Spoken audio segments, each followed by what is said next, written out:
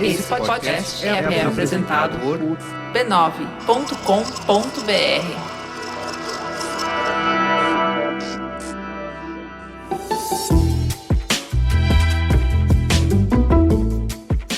Mamileiros e mamiletes, bem-vindos ao nosso encontro semanal de Respeito e Empatia. Eu sou a Cris Bartz. Eu sou a Juva Lauer e esse é o Mamilos, o podcast que faz jornalismo de peito aberto. Outubro chegou e mais uma vez é momento de parar para falar sobre o câncer de mama. E é claro, o Bradesco não fica de fora dessa conversa. É isso mesmo. Eles criaram uma campanha exclusiva para as redes sociais para fazer a gente pensar sobre prevenção ao câncer de mama com a hashtag Prevenir é Lutar. A ideia é espalhar a conversa sobre a importância de conhecer o próprio corpo e fazer o autoexame. Outubro Rosa é para isso. E para ilustrar essa conversa, eles chamaram a judoca profissional Alexia Castilho para ser a protagonista dessa campanha. Isso porque ela é um símbolo bem forte dessa luta. Você pode assistir esse vídeo nas principais redes sociais do banco e principalmente lá no youtube.com/Bradesco. Tá muito bonito e a conversa é muito importante.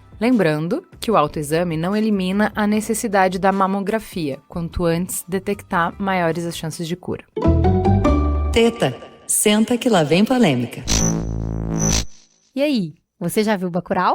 O longa de Kleber Mendonça Filho e Juliano Dornelles conta a história de uma cidade chamada Bacurau. A típica cidadezinha do interior que está no nosso imaginário. Um lugar que todo mundo se conhece, bem simples e, aparentemente, bem tranquilo.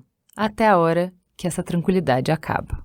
Bacurau é um filme que explode cabeças. Fala sobre o Brasil, sobre a nossa gente. Inclusive, fala sobre o que significa ser gente, de ter a sua existência reconhecida. Fala de colonialismo, racismo, brutalidade, comunidade, gênero, resistência. Bacurau fala sobre tantas coisas, na verdade, que a gente quis dedicar um mamilo só para ele. E para que fosse ainda mais especial, a gente trouxe a nossa gente, a Mamilândia, aquelas pessoas que apoiam Mamilos todo mês, para ver o filme com a gente e depois assistir a gravação. É o poder da comunidade mamileira na prática. Talvez você estranhe um pouco. A gente ficou tão envolvida pelo filme que a gente se afastou um pouco da nossa proposta de construir pontes que rola toda semana aqui no Mamilos. Esse episódio fala mais sobre nós, sobre nossos questionamentos e sobre o que nos dói, a mim e a Ju. Fala mais sobre isso do que efetivamente sobre a proposta do Mamilos. Esse programa é o primeiro de uma série especial do Mamilos que fala sobre arte e cultura brasileira, porque a gente acredita que esse tema é urgente. E a gente não tá sozinho. Para conversar conosco, chamamos nesse episódio o já querido e conhecido Túlio Custódio, a maravilhosa Rita Von Hunt e Tomás Aquino, ator que interpreta o Pacote Acácio no filme. Vem com a gente pro bonde da polêmica que foi gravado ao vivo. Fica o aviso. Tem muito spoiler, tá? A gente falou sobre situações específicas do filme, dissecou várias cenas. Então, antes de ouvir, recomendamos que você siga o conselho que a gente dá desde que a gente assistiu o filme. Assista Bacurau. Esse programa foi gravado ao vivo e aí você vai sentir uma diferença de som. Perdoe, porque vale a pena.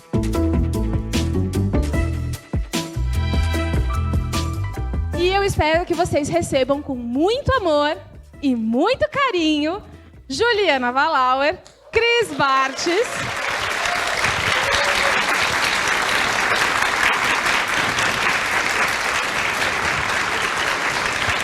e os nossos convidados muito especiais, Tomás Aquino, Rita Von Hunt e Túlio Custódio. Foi bom pra vocês? E aí, gente, é bonzinho o filme? Vocês entenderam por que a gente queria muito que vocês assistissem com a gente? Então vamos lá, vamos começar. Quem é você na fila do pão? Eu sou o cara que deixa passar na frente. Oh. Eu sou Tomás, eu sou um cara que ama arte, né? Adoro compor músicas quando eu tô feliz ou triste. Gosto de tocar muito violão nas minhas horas vagas, que não tá tendo muita hora vaga. Mas eu sou um cara que gosta de sorrir bastante, conversar bastante, dialogar. Eu acho que esse sou eu. Adoro conversar e dialogar e sorrir. Muito bem. E pela segunda vez no Mamilos, a maravilhosa, esplendorosa, magnífica Rita Von Hunt, hoje montadíssima em todo o seu esplendor. Rita, por favor. para quem é desavisado e ainda não te conhece, quem é você na noite? É um prazer estar aqui. Algumas pessoas acham que eu fumo, é só impressão.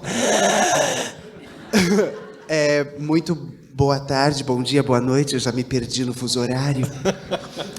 Eu sou Rita Von Hunt, uma drag queen brasileira, e eu apresento um programa de TV chamado Drag Me as a Queen. É o primeiro reality show da América Latina apresentado por drag queens. Hoje o nosso programa passa do México até a Patagônia. Eu tenho um canal no YouTube de formação política e trabalho de base. Começou como culinária vegana, né? Mas o tempo deu uma fechada, cortaram a luz lá no meu Bacurau, eu tive que mudar o enredo.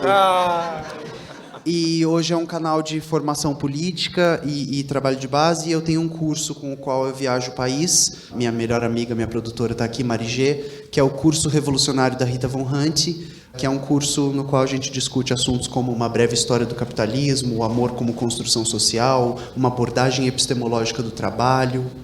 Fui aluna de pessoas que estão aqui, preparei uma aula de masculinidade tóxica, enfim. E o lindo, para completar a mesa, é o nosso querido, já super de casa, Túlio Custódio. Se apresente para os nossos ouvintes. Bom dia, sou Túlio Custódio, eu sou sociólogo, sou curador de conhecimento no Explorato e gosto muito desse filme. Simpático e apresentador do Gente, o podcast da casa. Do Gente, faço algumas coisas. Obrigado pelo convite. Bom, a gente convidou essas pessoas incríveis para trazer um pouco da conversa necessária que todo mundo quer ter depois desse filme, né? A gente sai desse filme com a cabeça quase igual daquele cara lá que o Damiano pega, explode a mente e aí a gente quer falar. Meu Deus, eu quero falar. Agora vocês entenderam por que o povo fica... Você já viu Bacurau? Já viu Bacurau? Justamente para ter com quem conversar. E eu vou começar jogando algumas perguntas aqui para a gente rolar o papo. Bacurau, Túlio, é uma obra de arte de distopia futurista ou ela está documentando a nossa realidade de uma maneira distópica? Bacurau é presente, passado ou futuro? Eu acho que é tudo isso, né? Quando a gente fala em futuro, geralmente a gente fala em lembrar o futuro, né? O futuro ele nunca existe por si só. A gente constrói ele a partir de referências que nós temos. E Bacurau, ele está sedimentado numa série de referências que nós temos, né? A referência sobre nosso território, a referência sobre nosso povo, a referência sobre nossas histórias, os cercadinhos, os cantos, o rural, a violência, a morte, o estrangeiro, o colonizador, enfim. Então, eu acho que ele fala de passado, ele fala de presente, ele fala de futuro. Eu imagino que eles vão falar um pouco mais disso, mas é interessante, né, que as pessoas têm assistido o Bacurau e falado, o filme foi feito para agora, né? E não, ele foi feito antes de tudo isso que está acontecendo rolar. Ou seja, ele é um belo retrato de uma época. A roda está indo ou está voltando, Rita? Eu diria, né, para concordar com o Túlio, que eu venho de uma escola de pensamento onde não existe ou, né? A dialética materialista só aceita e. Então, Bacurau é uma obra sobre o passado brasileiro, sobre o presente brasileiro e sobre o futuro brasileiro, caso a gente não se organiza, né? Aqui eu vou citar Paulo Freire, esperança que não se organiza morre. E eu acho muito importante salientar, a gente está de frente a uma obra de arte, né? Eu sou professora de literatura, esqueci de falar. Toda obra de arte, quando se apresenta para nós, estabelece conosco um pacto ficcional. Num poema, isso acontece no primeiro verso. É muito importante que a gente entenda que o pacto ficcional de Bacurau começa com uma imagem da Terra à distância e ainda é noite na Argentina e no Chile, mas já amanheceu no Nordeste. E eu acho que essa é a primeira pista para que a gente comece a leitura da obra. Já amanheceu no Nordeste. Essa obra é sobre o nosso passado, presente e futuro, porque aqui a gente está discutindo drogas do sertão. O primeiro ciclo econômico exploratório do norte e do nordeste brasileiro, né? Drogas do Sertão, estamos todos aqui em frente a vocês sob o efeito de um poderosíssimo psicotrópico. Para falar ainda de Drogas do Sertão, é quando a gente tem o nosso primeiro caso de biopirataria na história do Brasil, né? 70 mil sementes de seringueira foram contrabandeados para a Inglaterra durante o período de extração das drogas do sertão. Eu trouxe aqui umas anotações que eu fui fazendo para poder me engajar na conversa, porque sou professora de humanas, né? Então não dou conta. Mas se a gente está falando sobre presente, passado e futuro, eu acho que a gente pode voltar para quando o Domingas oferece um almoço para o Michael. Que é o Udo Kier, né? Que é um ator maravilhosíssimo que eu pude encontrar lá, enfim. Depois eu falo sobre isso um pouco mais. Incrível.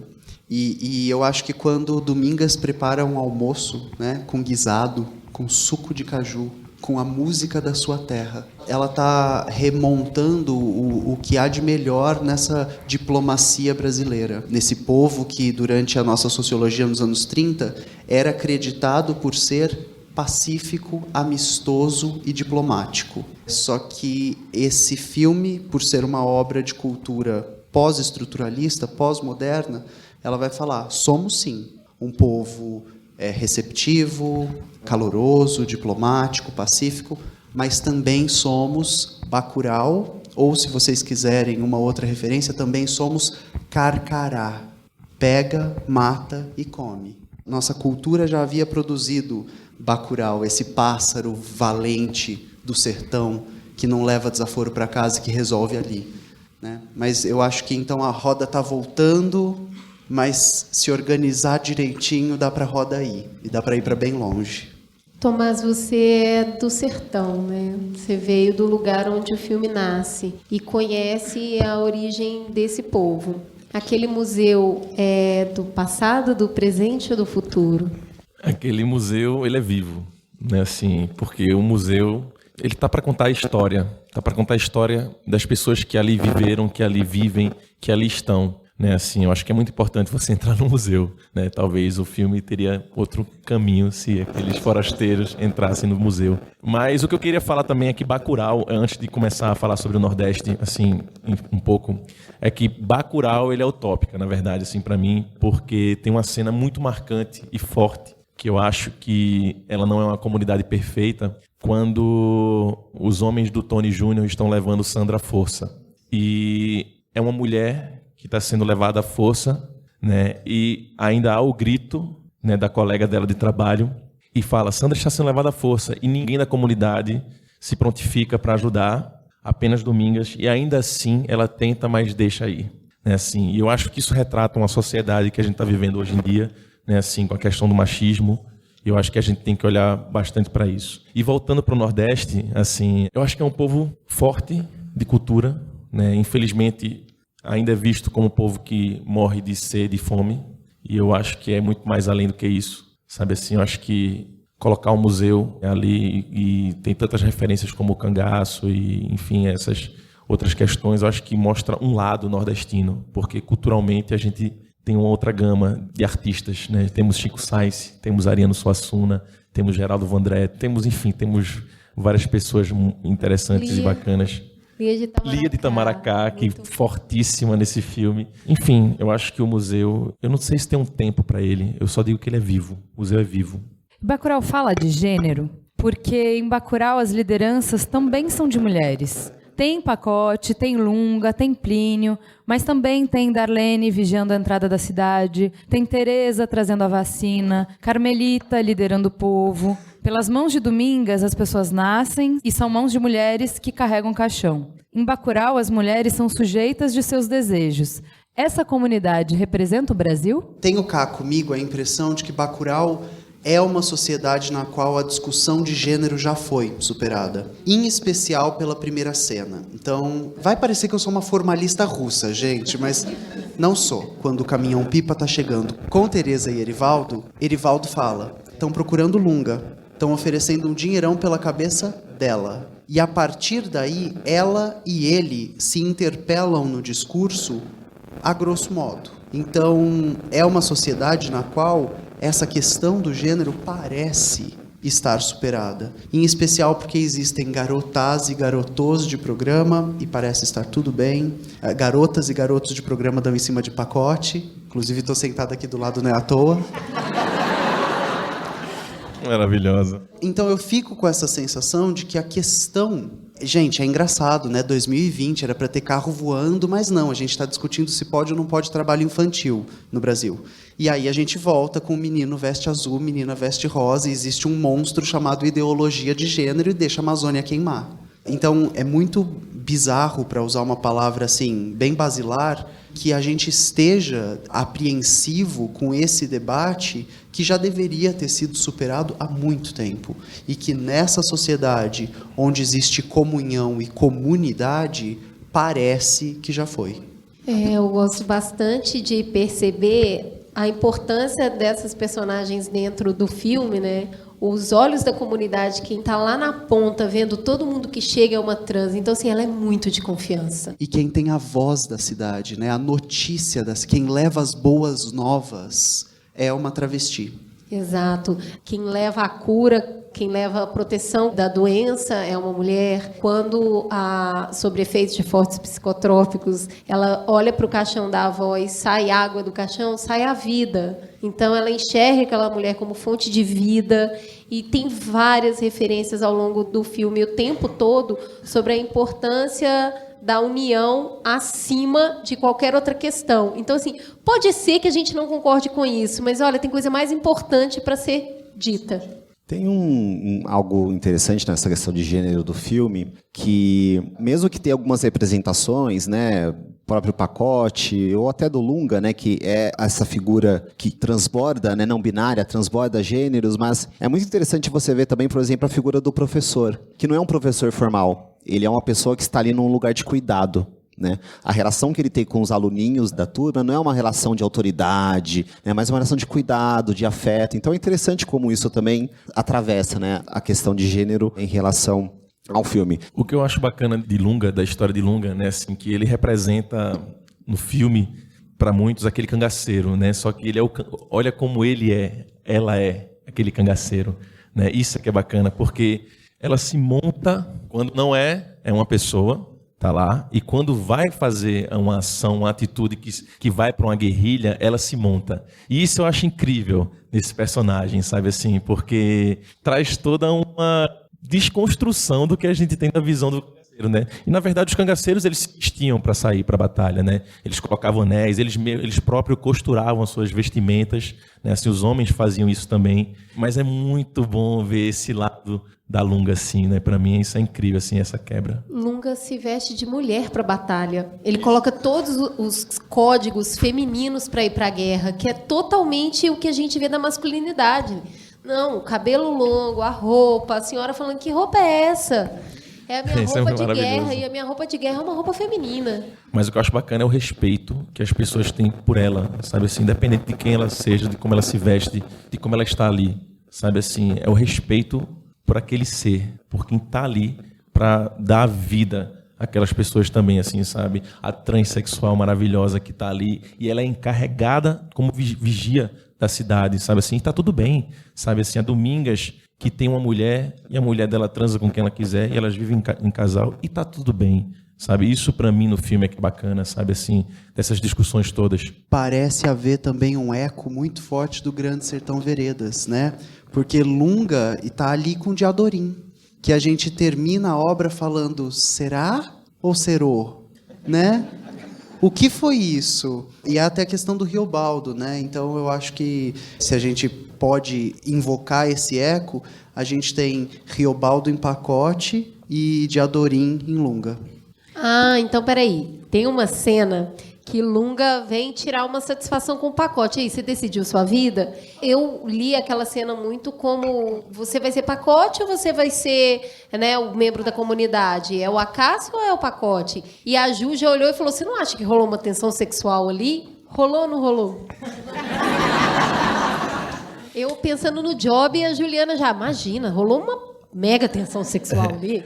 Bom, o que eu posso afirmar com certeza que eles com certeza se conhecem de muito tempo, provavelmente já devem ter matado muito quando era mais jovem, assim, aquele bando, né? Porque só eles sabem onde está a Lunga, né? E aquele bando, né? E realmente aquela troca de olhares ali deixa no ar. Então eu não vou dizer o pensamento que eu tive para esse personagem, mas eu gosto dessas coisas que deixam nas entrelinhas, sabe assim? Eu confesso que quando eu e Silvério a gente estava construindo os personagens, a gente em nenhum momento criou uma relação afetiva desse sentido de afeto, de carinho, de troca de salivas e, enfim, dessas questões. Mas a gente também nunca descartou a possibilidade. A gente só apenas não criou uma relação nesse sentido. Mas quem sabe quem eles são, sabe assim?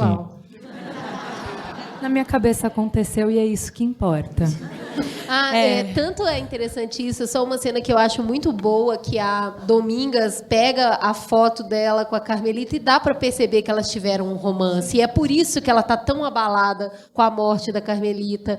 E o Plínio, o filho, é incrível, porque ele fala, eu entendo a sua dor, né? O Plínio fala isso e a neta fala, né? O povo foi conduzido por Carmelita e agora vai por Domingas. E essas mulheres se amaram em algum tempo. É muito forte isso, é muito poderoso. Túlio, quero saber se Bacurau fala de racismo. E para falar de racismo, eu vou falar do último caso. Não pode dizer último, né? Porque agora já teve uma semana desde que a gente planejou e já tiveram vários outros. Mas quando eu vi com a Cris, esse filme eu já tinha assistido, quando eu vi com a Cris isso tinha acabado de acontecer. Eu vou ler um trecho que vocês estão bem familiarizados. Foi a filha de um trabalhador, tá? Ela fala inglês, tem aula de balé, era estudiosa. Ela não vivia na rua, não. Agora vem um policial aí e atira em qualquer um que está na rua. Não era para perder ela nem ninguém. Essa fala do avô da Ágata, o Ailton Félix. A Ágata é uma menina de 8 anos que foi morta com um tiro nas costas enquanto estava em uma Kombi com a família, no Complexo do Alemão, no dia 20 desse mês. Quando eu li essa notícia, eu me lembrei na hora da mãe do Bacurau carregando o filho nos braços, da camiseta da escola no varal, cheia de sangue, esfurada por balas, do diálogo absurdo entre os gringos questionando a falta de ética de matar uma criança. A que estava com a mãe dentro do carro no dia anterior, tudo bem? As outras gentes de Bacurau, tudo bem? Então, se o plano era não matar a criança porque isso é um absurdo, eu vou matar todos os pais de todas as crianças e elas vão ficar como? Que diálogo é esse? Que conversa é essa? Túlio, Bacurau fala de racismo? Começaria respondendo ela falando que, para mim, Bacurau é um filme fanoniano. É um filme inspirado, acho eu, ou eu leio dessa maneira, no Frantz Fanon. Por que eu estou falando isso? Eu acho que fala, sim, de racismo, mas ele fala de racismo em duas dimensões, uma macro e uma micro. Eu vou começar da macro primeiro, depois eu vou para micro, que eu acho que ela é mais sutil. Macro porque é um filme que fala de colonização. E quando a gente fala de colonização, a gente fala de guerra e de raça. Né? São pilares estruturantes de uma relação de poder, de controle colocada de fora para dentro, e de fora para dentro se impõe a guerra e de fora para dentro se impõe a raça. As pessoas que estão ali no Bacurau, independente da leitura que nós façamos a partir da nossa experiência histórica de Brasil em relação ao negro, ao indígena, ao pardo, ao mestiço, o que seja, elas são de outra raça, comparado àquelas pessoas externamente, os forasteiros, que estão ali para poder, né, jogar, fazer o safari, etc e tal. E elas também são de outra raça em relação ao prefeito, né? Porque o prefeito também se coloca ali, né, da cidade de Serra Verde, eu acho, como um externo que vai naquele campo, vai naquele espaço, que é um conjugadinho. E quantos conjugadinhos a gente já não conhece na delimitação do espaço colonizado, né? A favela as periferias, né? As periferias, enfim, tudo é um conjugadinho, né? Um cercadinho ali e está colocado. Então, em termos macro, fala sim de racismo, porque essas pessoas elas são projetadas num lugar que externamente as veem como inferiores. A todo momento isso fica implícito na fala do prefeito, na fala dos forasteiros, né, que são uns idiotas assim completos. Acho que depois a gente pode até falar um pouco mais deles. Na fala daquelas pessoas que vêm do sul, que representam os sudestinos, né, no filme, que também tem uma construção de raça, né, de novo uma outra posição, e uma relação de guerra, da violência, mas não essa violência que eu acho interessante fanoniana, que é a violência da reconstrução, que é o que a gente vê da metade do filme para frente. A violência que na verdade é o ato de resistência das pessoas de Bacurau. Mas essa violência externa, violência destrutiva. Tem uma frase, inclusive, daquela menina que está quase morrendo, que ele pergunta, por que vocês estão fazendo isso? Ela fala, eu não sei. A violência ela sabe, na minha opinião, ela sabe, só que ela não pode dizer. Porque se ela disser, ela está morrendo ali. Ela precisa de ajuda. Se ela disser o que ela sabe, ela acha que ela vai morrer. Não, mas... Por que vocês estão fazendo isso? Porque vocês não importam e porque é divertido. É por isso que eles estão fazendo isso. Esse é o ponto da violência destrutiva. Ela é despropositada. Ela é uma linguagem que funciona para diversas formas de ação, controle, dominação. Mas por que você está fazendo isso? Porque eu posso. Porque é isso. Por que você está fazendo isso? Mas porque eu não sei se chega nesse nível de elaboração, não. E eu acho que ela responde um eu não sei de uma maneira muito sincera, que é a do ato do ignorar. Faço sem ter consciência. Mas faço porque posso. Por que os espanhóis brincavam de atirar bebês indígenas américo-latinos no rio? Por que havia um esporte dos colonizadores espanhóis quando chegaram na América Latina, que era ver quem conseguia arremessar um bebê mais longe? Ou dos belgas com os congoleses que cortavam os braços deles quando eles não atingiam a meta, sei lá, de cortar X pedaços de terra, enfim. Eu acho é que Kate ela pode realmente saber o porquê ela estava fazendo aquilo, no sentido de ser uma diversão e saber por que pode. Mas por que você faz isso? Eu acho que é onde vai mais a fundo o pensamento. Sabe assim, é uma diversão, é um jogo ótimo, mas por que você acha que isso é um jogo e tá tudo bem isso? Sabe? Por que você faz isso? Eu acho que talvez essa pergunta ela seja além da superfície. A gente tem que ir mais a fundo nesse buraco. Sim. Concordo plenamente. E a incapacidade dela de responder é porque ela se depara com um abismo da cultura. Por que a gente chegou no estado de barbárie? Por que as vidas não valem nada? Por que o governo do estado do Rio de Janeiro sobrevoa a comunidade e lança granada? Por que uma menina morre com um tiro nas costas numa perua escolar?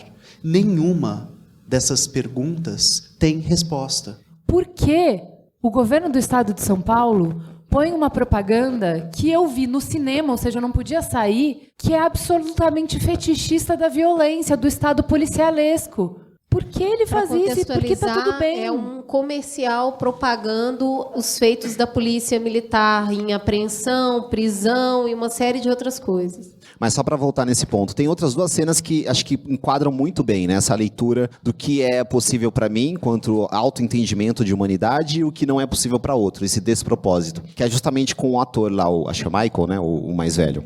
Primeiro, quando ele é confrontado por um outro cara, quando chama ele de nazista, né? E aí isso remete a uma violência que foi propositada contra pessoas que são vistas num lugar de humanidade, né, no contexto da Europa. Então, aquilo mexe com ele, né? Como assim você está me falando esses clichês e querendo me irritar? E no final, quando ele vira e vê as cabeças cortadas, né, uma nota de rodapé que é muito boa, eu vi pessoas falando, nossa, esse filme do Kleber parece o filme do Tarantino. Porra, vai ler a História do Brasil. Aquela cena das cabeças é uma referência a Canudos. É uma série de, enfim, soluções violentas que nós já temos na nossa história. Mas tinha foto no museu. Exato, é maravilhoso. Aquela...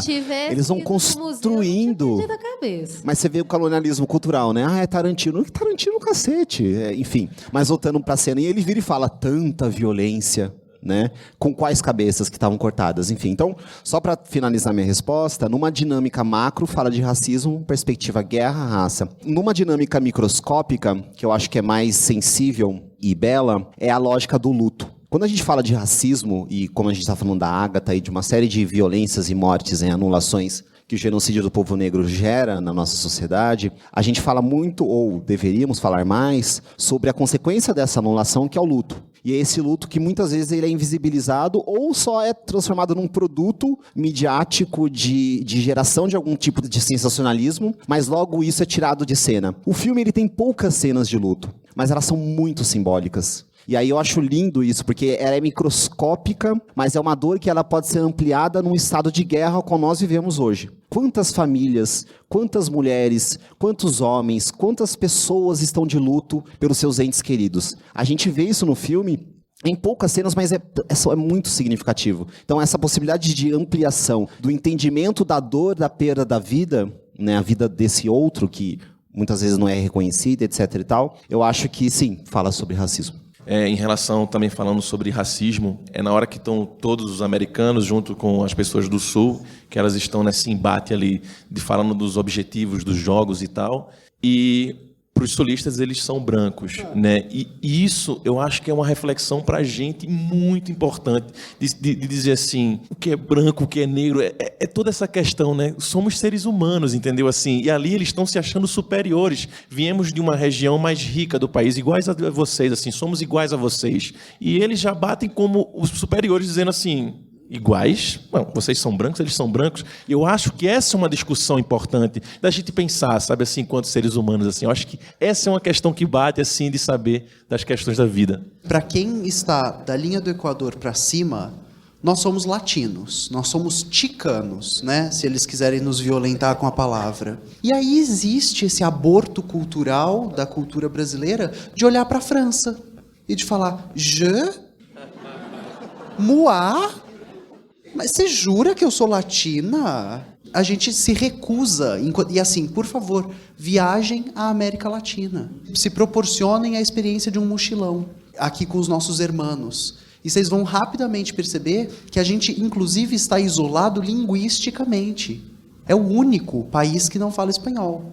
E a segunda língua no Brasil é o inglês. Porque somos brancos. Vale lembrar, porque somos anglófonos e chiques. É o nosso mindset. Só um ponto sobre isso que eu acho bem relevante. Primeiramente, numa lógica fanoniana total, assim, aquelas duas figuras ali que estão no jogo também, os sudestinos, eles são a representação desse, que é o colono, né? Alguém que não é o colonizador, mas está ali numa figura de gerência, enfim, vai ser uma ponte ali para a proporção da violência colonial, né?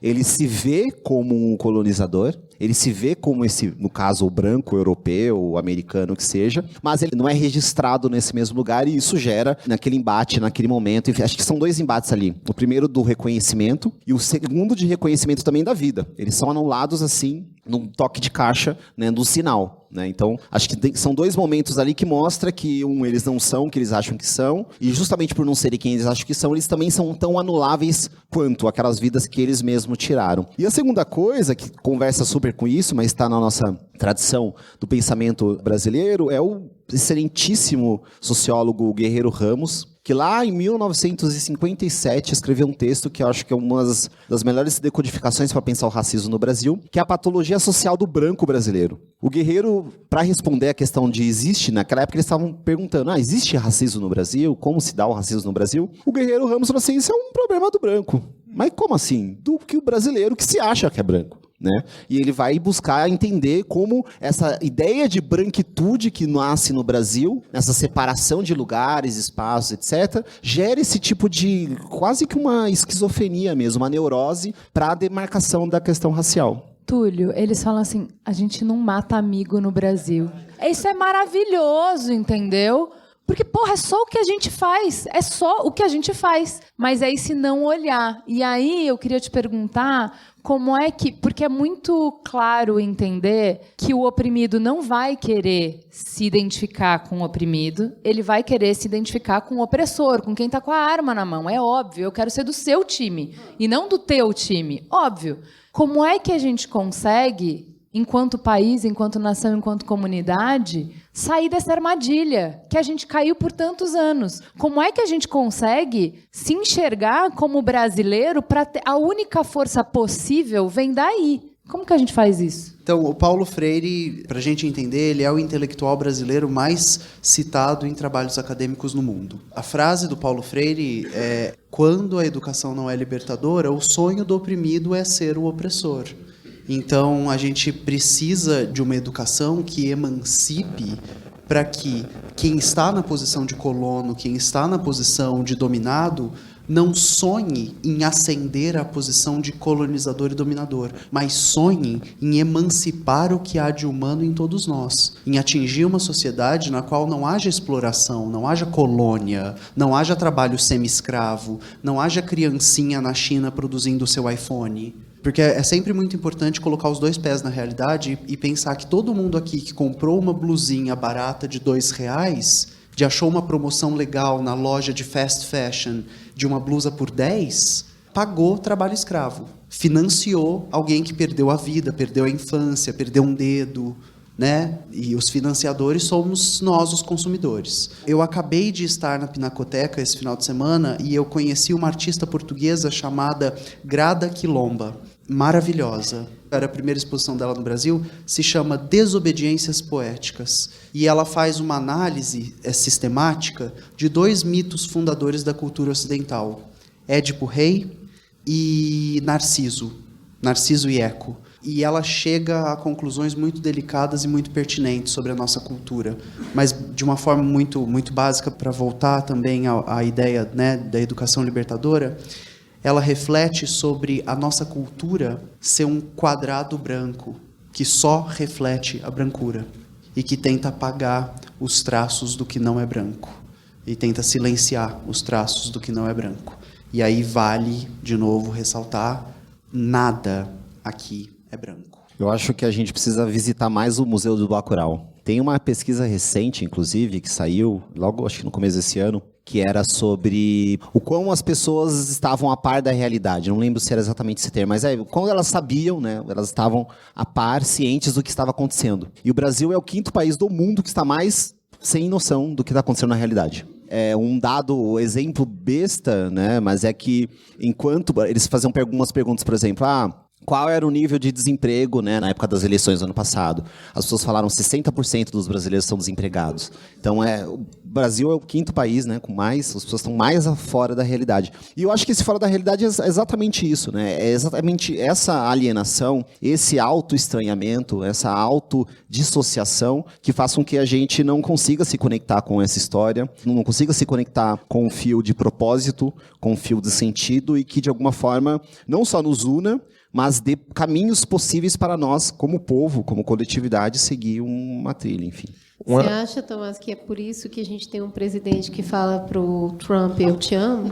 Pelo amor de Deus, né? Assim, eu acho que uma das coisas para a gente quebrar também e tentar viver coletivamente bem como sociedade, eu acho que é quebrar um racismo regional. Eu falo isso porque no Nordeste é mais uma reflexão mesmo, assim, por exemplo, assim, por que somos conhecidos como as pessoas que passam fome e sede apenas, né, assim? E toda vez que eu chego aqui com o meu sotaque, da maioria das vezes, assim, não só eu, mas muitos dos meus amigos e minhas amigas, assim, a gente já sofreu preconceito por causa de sotaque, né, da forma como a gente fala, né? E eu acho que cada um tem a sua musicalidade, sabe, assim? Eu acho que isso é o que nos torna brasileiros, inclusive, assim, como um país com cultura a mais, sabe, assim? Eu já ouvi de uma história de um amigo meu, por exemplo, que o chefe dele, inclusive no Sul, mas não estou falando que todas as pessoas do Sul são assim. Ele foi fazer uma palestra, apresentar um trabalho com um slide, e ele falando imponente, bonito e tal. E aí todos adoraram, aplaudiram e tal. O chefe chegou para ele e falou assim: cara, muito bacana, o teu problema é só o sotaque, dá uma melhorada nisso. Sabe assim? Então isso é uma ferida que realmente bate no coração de só a gente que sabe assim? É como eu chegasse para, não sei, você que é paulista ou não, e eu falasse para você, cara, que horrível a tua fala, tu é bem legal, mas a tua fala é horrível, sabe assim? Então você fica, de uma certa maneira, meio que dolorido com isso, assim, sabe? Então acho que quando a gente começar a quebrar isso, esse paradigma disso, por exemplo, assim, vamos neutralizar o sotaque para alguns trabalhos. Eu, como ator, se você falar assim, não, o personagem, ele é de São Paulo porque nasceu assim e tal, e tem uma construção tal, eu vou tentar fazer um paulista, claro, eu não vou ter nenhum preconceito em fazer esse sotaque, mas a partir do momento que você me apresenta um trabalho, um roteiro, e esse roteiro, ele não desenha bem quem é esse personagem, eu posso ter a minha livre expressão e a arbitrariedade de criar esse personagem, por que eu tenho que neutralizar um sotaque em cima disso, sabe assim? O que é o sotaque neutro, sabe? É só mais uma questão para a gente pensar assim, que talvez isso também seja um racismo, né? É interessante isso, porque todas as pessoas me elogiam exatamente pelo meu sotaque. Eu ia falar isso. Nossa, mas é tão bonito o jeito que você fala, é tão gentil, é tão carinhoso, porque é um sotaque de Minas e tá no Sudeste. Né? Ninguém nunca Pode, falou, tá autorizado. neutraliza seu sotaque, é o contrário, tipo, fala mais para ouvir mais o seu sotaque. Porque tá no mesmo lugar, tá na mesma região. Então, eu consigo, claro, me indignar fortemente com os caçadores americanos que tem ali, mas eu fico com muita raiva dos brasileiros que estão ali. Mas é muita, assim, é muita mesmo. Eu não quero nem ver na rua, não gosto nem dos atores. Se eu ver, eu vou mudar de calçada. Não me cumprimento. Mas eu vou defendê-los. E ele Eles é do são SBT. maravilhosos. Ele é Karine Telles, Antônio Saboia. Eu gosto deles. Tá? Então, mas eu acho que é mais profundo que isso, que o sotaque é o jeito que a gente acessa de forma mais fácil, mas na sutileza, eu gosto muito do filme porque ele pega a sutileza, não põe a mão na minha moto, não. Você ia quebrar, você ia poluir a moto de botar a mão... água. Ai, que ódio! A água tava fechada. Deixa eu contar uma coisa, assim, esses personagens me pegaram muito. Porque é de onde eu vim, né? Vim daí, do sul, né? Que é muito diferente, gente. Então, a hora que eles... Tudo, cada gesto deles é nojento. Na hora que eles entram no lugar, a mulher olha pra carne pendurada. Eu vou contar só uma história. Fui pro Piauí. Gente, eu tinha 20 anos, tá? Fui a trabalho pro Piauí. E aí, tinha as carnes penduradas, né? Carne de sol. E aí, o gaúcho que estava comigo também visitando... fala pro colega de trabalho que era de lá, que estava nos ciceroneando com boa vontade. Que nojo. Do tipo, que bárbaros. Exatamente igual. É aquele olhar. Aquele olhar eu conheço. Aí eu olhei para ele e falei, porque Shark é o quê, imbecil? É o quê, Shark? Entendi, mas da onde que vem esse... Então, eu acho que o sotaque é um jeito muito... É óbvio, né? Eu acho, o sotaque de repreender quem você é e de onde você vem. Mas tá nessas pequenezas de sua comida é nojenta, você não entende de tecnologia, são uns bobos, são uns simplórios... Toma aqui 20 reais, pelo amor de Deus. Então, mas é que você não é... Como é que é? Eu adoro isso. Eu não sou paulista, eu não sou do Rio. Potato. Né? Se eu aqui do Nordeste eu sou um bolo, vocês também é tudo um bolo aí. Não, e gaúcho ficar puto quando confunde Santa Catarina com Rio Grande do Sul. É tudo igual ali, cara. Passou de São Paulo pra baixo, é tudo sul. Mas não pode, né? Não, Deus me livre confundir. Agora vocês, assim, Minas pra cima é Ceará. Mas tem isso, né? Essa questão de todos são Paraíba, assim, sabe? É bem pejorativo mesmo esse termo. Inclusive, eu tenho uma história, por exemplo, que estava chovendo e eu saí do metrô, assim, fui comprar uma sombrinha e eu fui comprar esse guarda-chuva e eu cheguei perguntando, e aí, irmão, quanto é que tá esse guarda-chuva? Ele, pra baiano tá mais barato. E pra pernambucano, tá quanto? Aí ele falou assim, você é de Pernambuco? Eu sou, mas não é a mesma coisa, não. Aí eu falei, não, cara, Bahia é uma coisa, Pernambuco é outra coisa. Ele, eu pensava que esse povo do norte era a mesma coisa. Aí eu decidi levar a chuva e fui embora. Acho que foi o resumo, né? Mas eu acho que a gente tem que quebrar essa questão mesmo do sotaque, sabe? Eu acho que o sotaque tá... Eu tava conversando com um cara uma vez, ele falou, aí, irmão, teu sotaque é... Sei lá, não sei nem fazer, mas ele falou, teu sotaque é bem forte e tal, não sei o que lá. Eu falei, o teu também é. Ele falou, eu tenho sotaque? E aí eu, cara, então, acho que algumas pessoas do Sudeste talvez achem que não tem sotaque, assim. Eu acho que é porque na TV você escuta esse sotaque, então é o normal, é o padrão. E essa é a nossa dificuldade, né, Rita, de o que é padrão, né? O que é normal num país como o nosso, que é gigantesco. O que eu queria saber, que a Cris puxou a pergunta de, num país em que o presidente fala eu te amo, I love you, para o presidente americano, que é uma posição total de subserviência, tá óbvio que a gente está autorizando a fazer safari aqui para fazer, né? Tá Tony Júnior aí. Como é que a gente sai desse lugar de subserviência? Bom, a gente sai desse lugar de subserviência colocando de novo os dois pés no chão e olhando ao redor da nossa realidade, né?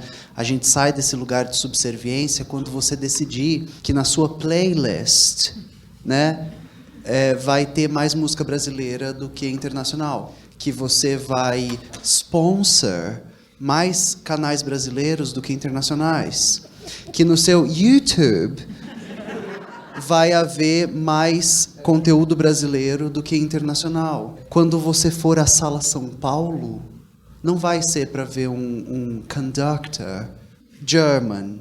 E é assim que a gente começa. O trabalho descolonial, ele é um dos trabalhos mais complicados. Porque, primeiro, ele passa pelo crivo seletivo de se entender como capacho, de se entender como lixão. Porque essas culturas, é assim que elas nos entendem. Eu tenho muitos amigos ingleses na Inglaterra. Eles, uma vez, me contaram que estavam conversando com uma senhora um pouco mais velha, não muito mais velha, e contando que eles tinham vindo ao Brasil fazer turismo. E ela respondeu, "Oh, you went to the colonies." E ainda é um registro dessas pessoas, as colônias. E as colônias é tudo que tiver para baixo da linha do Equador. É mais ou menos todo mundo. Eu acho que a gente sai desse lugar de subserviência quando a gente passar a ser capaz de ler o Allen Ginsberg e olhar para o Brasil e falar, ah, tá, entendi. Quando no poema America, ele fala, só acredita em soldadinho quem não conhece o exército. E só vota em soldadinho patriota quem consegue olhar para ele e falar, pera, mas onde está o seu celular brasileiro, patriotão? Cadê o carro brasileiro que você dirige, patriotão? Né? Teu filho foi estudar onde, ô patriota? E é aí que a gente começa a perceber que esse... Gente, assim, né? Eu ia falar pelo amor de Deus, mas nem acredito. Mas, pelo amor do que vocês acreditarem, beira o ridículo. Eu não sei se para todo mundo, e o fato de que não beira o ridículo para todo mundo, o fato de que essa figura foi democraticamente eleita, mostra o abismo intelectual no qual a gente se enfiou, né? O Brecht tem uma frase maravilhosa que ele fala, sempre que as nossas estruturas sociais voltam na ideia de que uma pessoa simples é melhor do que uma pessoa intelectual, é importante que a gente pergunte, melhor para quem? A gente precisa ser capaz de entender que, como sociedade, a gente faliu enquanto produtores de discurso, né? Os nossos discursos não são mais compreensíveis. As pessoas não conseguem mais olhar para a realidade e ler a realidade. E aí elas acreditam na narrativa mais fácil. No bandido bom é bandido morto, no I love you USA. Né? Quantas manifestações na Paulista tinham figuras trajadas dos pés à cabeça de bandeira dos Estados Unidos? Sem dúvida, falar de como sair desse grau de subserviência é entender primeiro esse grau de subserviência e, a partir desse entendimento, construir estratégias de resistência. Eu acho que o filme ele mostra isso, né? Ele usa a alegoria das armas, da peixeira, mas o fundo é isso, todos nós temos que ser capazes de segurar a peixeira de Lunga. E a peixeira de Lunga não é exatamente uma peixeira, mas são as ideias, são a perspectiva, são o repertório. Queridíssimo filósofo, né, para usar um deles lá, um alemão, né, o Walter Benjamin, ele fala, né, toda revolução ela é capaz não só de redimir a situação presente, mas ela redime o passado. Nós somos devastados e revolucionados pelo colonialismo. O nosso passado foi totalmente devastado. O monumento de cultura que eles construíram é construído a partir do nosso sangue, a partir da nossa barbárie. Então a gente precisa entender esse lugar para reconstruir e nos revolucionar. Redimir não só nosso passado, nosso presente, especialmente o futuro, mesmo que isso pareça uma frase pronta, clichê, mas era isso que eu queria falar mesmo.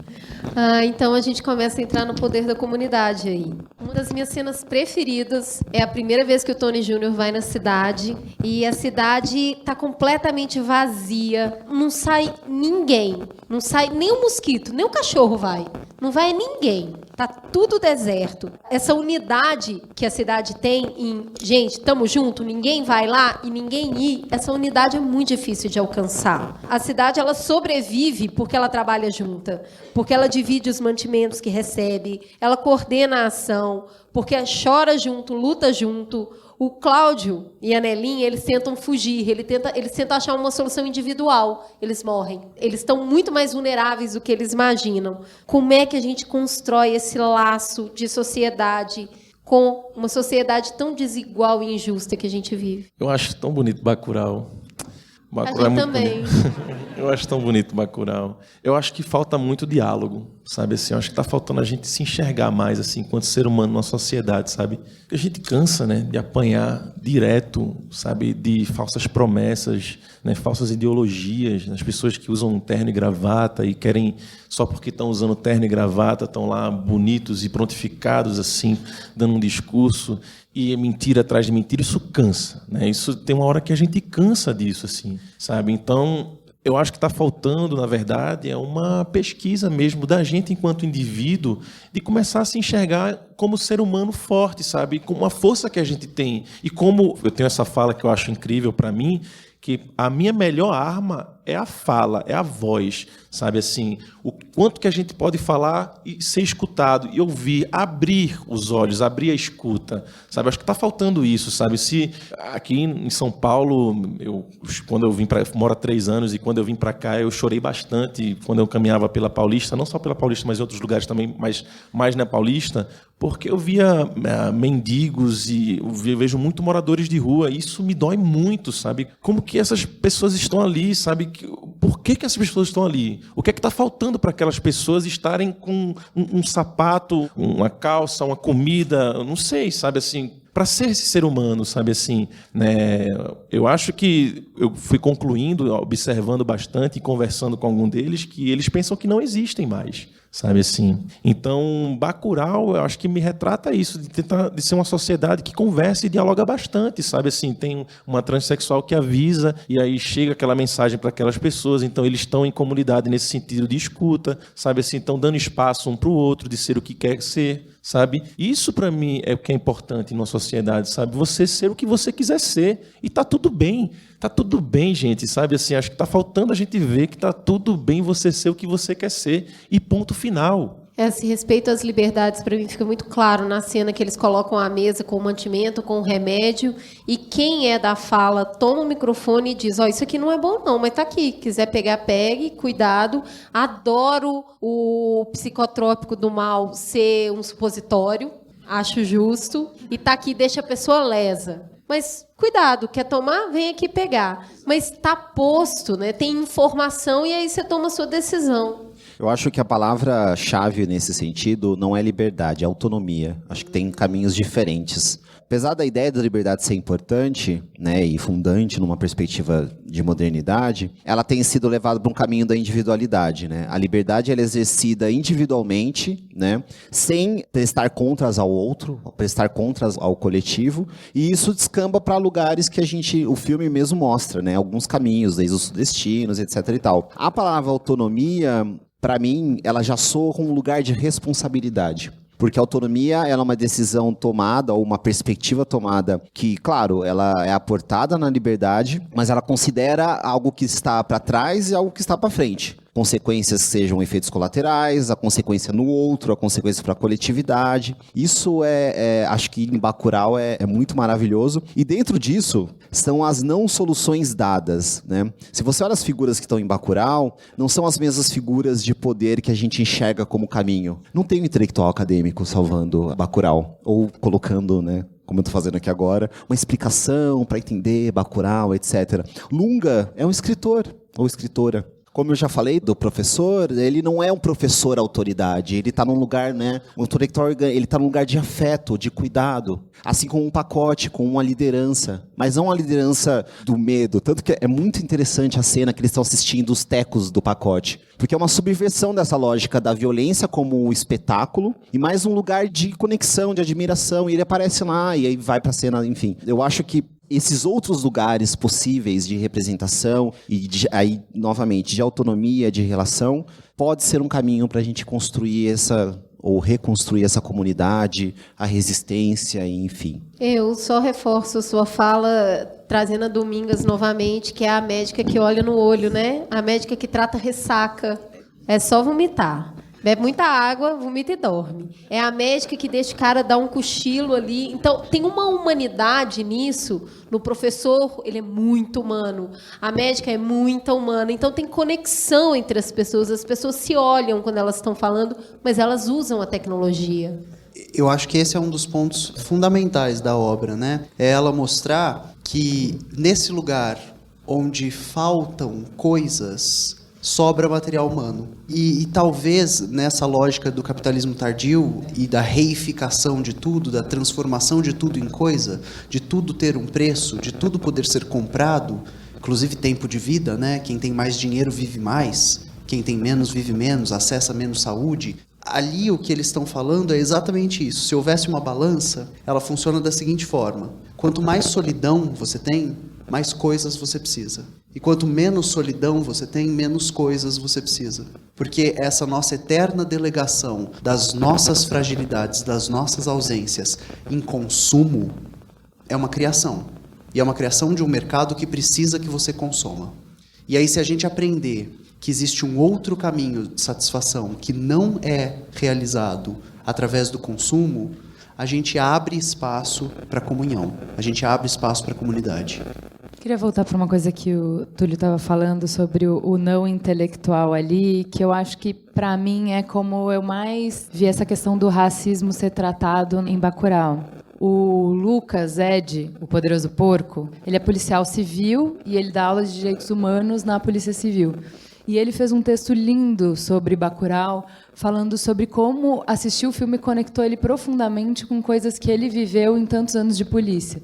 Então, aquela mãe chorando em cima do corpo do filho levou ele para todas as mães. Ele falou assim, não interessa quão bandidão seja o cara, vai ter essa cena da mãe. Na hora que você matar o grande bandidão, o cara horroroso, não sei o que, ele tem mãe. Que é a cena do final do filme, que ela olha pro gringo e fala, ele já foi alguém bom? Puta, não sei, mas ele já teve mãe. A cena do caixão é inescapável.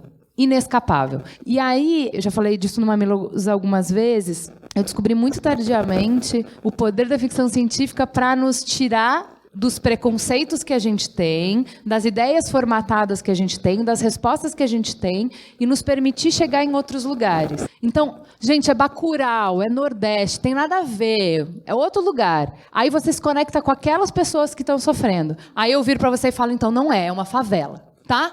Sabe, Lunga? É o cara que era escritor, se ele pudesse ser, sabe? Sabe o Pacote? É o cara que não queria, ele queria deixar de ser Pacote. É outra coisa da mesma coisa, né, Acácio? Tá tentando, porque não tem outro caminho para o Acácio, não tem outro. E quem são as pessoas que não têm outro caminho? Quem são as crianças que estão mortas? Elas têm uma cor, porque é um lugar, mas elas têm uma cor. E aí eu acho que quando você tira e coloca para Bacurau, em outro lugar, não sei o quê, eu falo, gente, mas é um absurdo caçar ser humano desse jeito, né? É, mas a gente faz todos os dias. Agora, enquanto a gente está gravando aqui, isso está acontecendo. Eu fui numa creche, geralmente de vez em quando eu vou em creches assim, pinto meu rosto como palhaço, assim, para, sei lá, levo alguns brinquedos e faço certas visitas para crianças carentes, enfim. E nessa creche, só para tratar mais dessa realidade que a gente vive e às vezes a gente não enxerga ou a gente não quer enxergar, enfim, não sei como cada um que pensa aqui, mas teve uma criança que eu via a mãe largando a criança, jogando de qualquer maneira e correndo porque queria ficar livre daquela criança, e enfim. E aí eu perguntei para aquela criança, cadê sua mãe? Ah, minha mãe me deixa aqui sempre brincando. E seu pai? Meu pai morreu, sabe assim? E a criança tá rindo, tá tudo bem. E o outro fala, meu pai tá preso, nunca mais eu vi. Então, são crianças que já tem pai que morreu a bala, pai que está preso, né, a mãe que está ali favelada, que não tem condições de criar, né, assim, e a reflexão fica assim, por quê? Quais são as opções que essas pessoas têm? Sabe assim, como que vamos tratar essas pessoas? Acho que foi uma deixa que você me deu aí para falar sobre isso também, que eu acho que a gente pode estar vendo mais essas pessoas, essas creches, abrindo essas escutas, sabe assim, eu acho que isso é muito importante. Tem pessoas que estão necessitadas aí e como que a gente pode ajudá-las? Não sei, a gente, enfim, tenta como sociedade. Túlio, tenho mais uma pergunta para você, já que a gente entrou nesse tema. Dos 30 mil jovens vítimas de homicídio por ano, 77% são negros. Bacurau pegou em armas, pegou a peixeira, se organizou para sobreviver. Não é violência gratuita, não é porque eu acho divertido, não é porque eu sou o Rambo ridículo. Como Bacurau retrata bem o Rambo ridículo, né?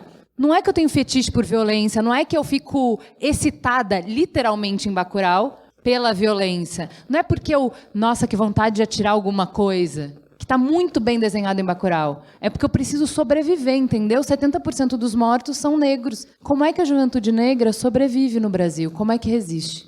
Uau, pergunta de 1 bilhão de vidas. Não sei como a juventude vai sobreviver.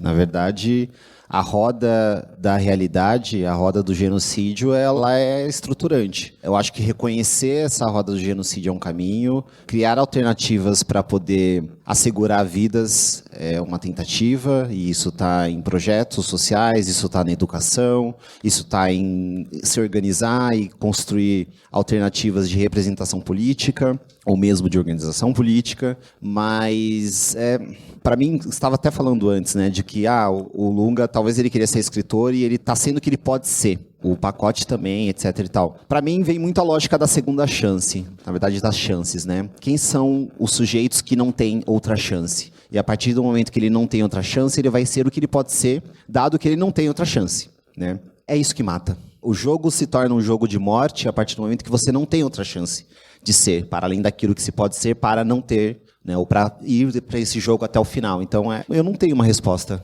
Se eu tivesse, eu estaria fazendo ela agora, inclusive, mas eu não tenho. Eu acho que vou voltar mais uma vez para a questão da escuta, né? Como é que uma população brasileira que tem a maioria de negros, né, na sociedade são pobres assim, sabe?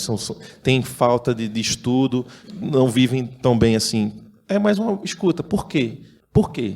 Sabe? É onde eu deixo. Por quê? Eu acho que talvez, começando desse porquê, que a gente vai bater em questões mais a fundo e vai começar a entender os rastros e as migalhas que foram deixadas lá atrás, que a gente vai... começou daqui, começou dali, e a gente vai começar a entender um pouco mais da história e talvez a gente possa até modificá-la um pouco mais. Até essa capacidade de se indignar, né? Ao ver um corpo caído no chão, a escuta, o diálogo. Mas eu acho que são passos aí. Tem uma coisa maior que, enfim... Eu tenho uma preocupação enorme com isso, porque tudo aquilo que a gente é exposto em excesso naturaliza o nosso olhar. E a gente tem uma técnica de sobrevivência, porque se você acorda de manhã e pensa nas Ágatas e nos Amarildos, em todas as Marielles, você não sai de casa. Se você anda na Paulista e o seu coração dilacerar a cada pessoa que você vê morando na rua, você vai viver dilacerado, porque é muito. Não é de vez em quando, é sempre. Então, eu tenho medo dessa técnica de sobrevivência, que eu vou quantificar números e pessoas e vai virar tudo uma coisa, uma grande área cinza, porque se eu desço nessa realidade, ela também me mata. Então, acho que a gente tem um questionamento para fazer enquanto sociedade, que a gente não pode permitir que o nosso olhar se naturalize para a Ágata. A Ágata não pode existir. Aí, de novo, volto pro filme, né, da dimensão microscópica. O valor do luto, né, é tão importante a gente sentir aquele choro, sentir aquele sentimento de uma vida que foi ceifada e entender que a dimensão dela se amplia quando a gente fala aqueles números que parecem números frios, né? A cada 23 minutos um negro morre, a cada 11 minutos uma mulher é estuprada, 120 feminicídios no primeiro 4 meses de 2019, enfim. Mas são números que estão refletindo aquela dor que está lá, aquela dor que está aqui, enfim. É difícil. E vale pensar que essa prática por uma normatização da violência, né, da desumanização, ela é uma estratégia política, né? A gente não pode esquecer que o filme sabe disso, porque a única vez em que a câmera pega o televisor, no televisor tem a mensagem: São Paulo, execuções públicas no Anhangabaú às 14 horas. Inclusive é um programa que passa na TV, né, à tarde, toda tarde. Aqui, já no nosso presente, mas nessa realidade distópica, que começa no filme com daqui a alguns anos, eles chegaram até ali porque eles estavam vivendo o que a gente está vivendo aqui. Cada vez em que não há indignação, em que o país não para, em que não há greve geral, em que não há quebra-quebra, queda da Bastilha, fogo no edifício, a coisa normaliza. E a gente está vivendo... Você não está exagerando, não, Nunga? Talvez seja preciso exagerar. Talvez sem exagero nada vai acontecer. Cabeça tudo bem, mas prédio também tem que queimar? Eu acho que sim. E se a população não está contente, precisa queimar tudo. Até o cachorro tem que morrer? Não, quem mata o cachorro é o nazista. A população cuidava bem dele. Para encerrar, e que talvez eu acho que tenha um caminho para tudo que a gente discutiu aqui, de como é que a gente descoloniza o olhar, de como é que a gente resiste, enfim. Em Bacurau não se tem medo da diversidade, nem do sexo, nem das drogas. A gente dilata a vontade nos próprios corpos e na natureza.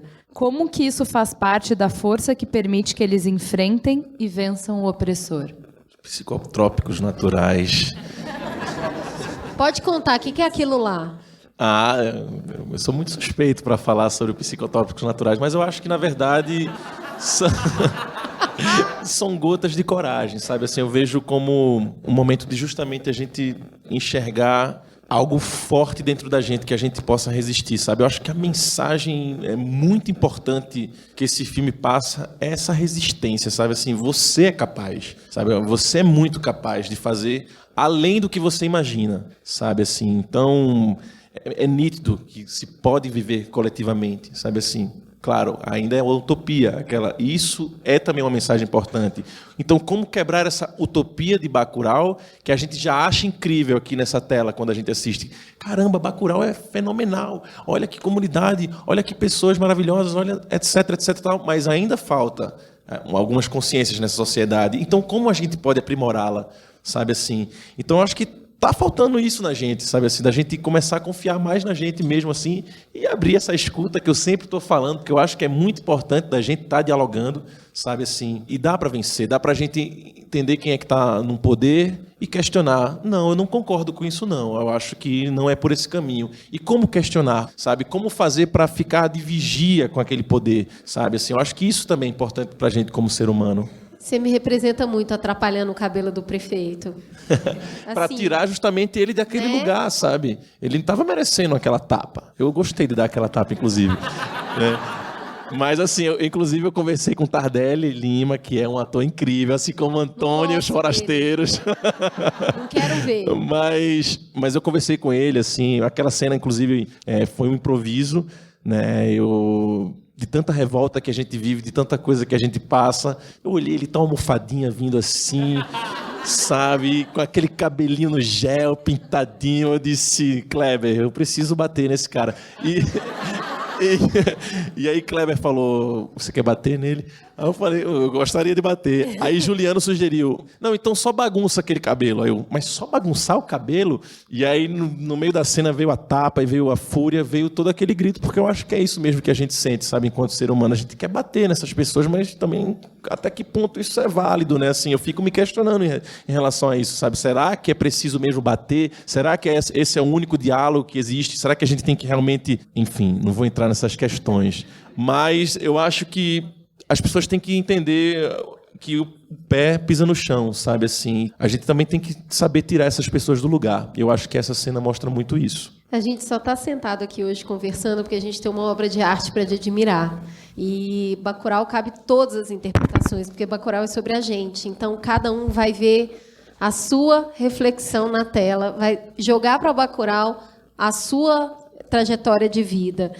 E isso reflete também dentro da própria obra, né, que tá dentro ali da conversa, a importância e o central da comunidade, que é o museu, né? A conversa se constrói no museu, o museu está aberto, o museu está sempre presente, ele está no centro daquela cidade. Tem uma fala muito interessante de um senhor que fala, eu queria reabrir a igreja, e Domingas fala, mas ela nunca fechou? Né? Então, assim, a conversa estruturante, as armas e o poder da comunidade, ela está dentro do museu.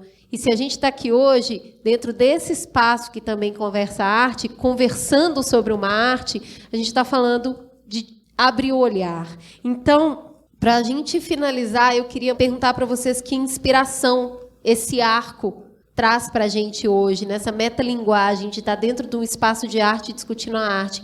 Qual que é o poder disso dentro da sociedade que a gente está hoje? Não a bacuresca. A bacuresca já aprendeu. E a gente? Eu fico pensando que, em primeiro lugar, é um convite a aguçar a sensibilidade. Então, é a contramão do entorpecimento. É a contramão desse estado de paralisia e apatia no qual a gente se encontra. A arte, ela não tem efeito sobre alguém apático, ela não tem efeito sobre alguém acanhado. A arte é um campo de desbravamento, é um campo... Eu não sei como expressar isso. Você não se em si mesma. A arte é o campo da partilha. Porque se o filme não for visto, ele não aconteceu. Se o balé não for assistido, ele não aconteceu. Porque existe um aspecto da arte que é imaterial, né? A obra está ali, mas a obra só se completa quando ela é interpretada. Pessoas não se encontram para debater e conversar, também não aconteceu. Que eu acho que a gente está fazendo acontecer aqui, é um diálogo. Você vai levar para você como você queira, mas a gente está fazendo acontecer. Eu acho que isso também está dentro do teu caminho. E tudo vem com aquela pergunta, né? Já viu Bacurau? É exatamente isso, é pensar que juntar pessoas para que elas possam, a partir das suas subjetividades, lançar ideias sobre a obra que não fica na obra, reflete na sociedade e reflete em, tá, e agora, saindo daqui a gente faz o quê? A obra cumpriu um papel maior do que a arte, né? Ela cumpriu um papel social.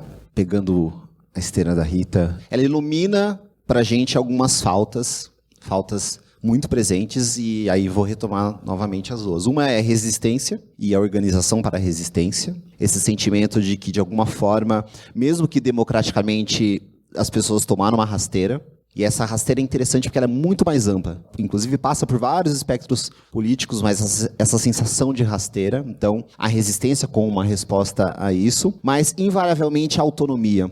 Porque mais do que especialmente esse momento, né, social, político, se a gente amplia um pouquinho o arco histórico, a gente sente que existia um movimento de autonomia, uma possibilidade de, que também tinha vários problemas, né, para a não autonomia, mas isso foi arrancado. Então a falta de autonomia, de novo, ela se coloca como né, eu quero isso, eu não quero aquele lugar, eu não quero o lugar de um país exportador, agricultural, monocultura, enfim, o resto do canto do resto, exatamente aquele tratamento que os sudestinos receberam, né, e que eles se sentiram indignados. Agora tem uma coisa interessante, né, e acho que a plateia de alguma forma demonstrou isso. Hora que, tudo bem, tem uma questão do storytelling do filme, etc e tal, como ele vai levando a gente a sentir algumas coisas, mas a emoção que vocês sentem no momento que aquele senhorzinho dá o tiro na cabeça do cara, acho que mostra algumas coisas ali, né? Numa emoção de identidade e uma emoção de reconexão com a resistência e com a autonomia, que eu acho que esse filme, enquanto arte, nos inspira.